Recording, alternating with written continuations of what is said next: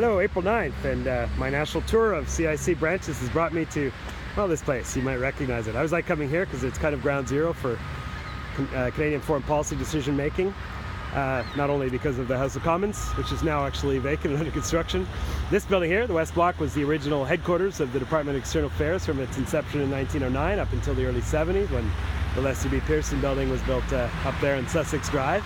And then, of course, this is the Privy Council office, the home of the civil servants that support the cabinet process and the Prime Minister, so a lot of cabinet meetings actually take place there.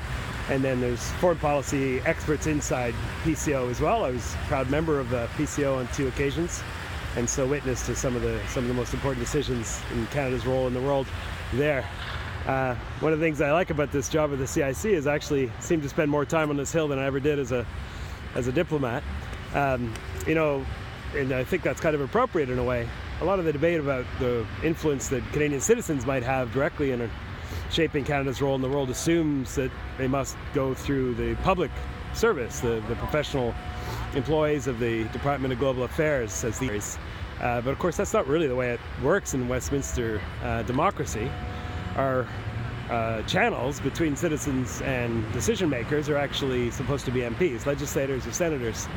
And what I've found in the time that I've been at the CIC is that is very much the case. The level of interest that MPs and senators have in the CIC's views and through the CIC to what we're hearing from citizens is really quite high.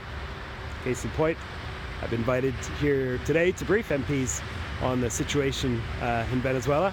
And if I look back over the last year, there have been lots of opportunities for CIC experts and fellows to be invited here to share what we're hearing from people on the ground and what we know about international affairs into the decision-making process in Ottawa. So it's always a pleasure to be back here in our nation's capital.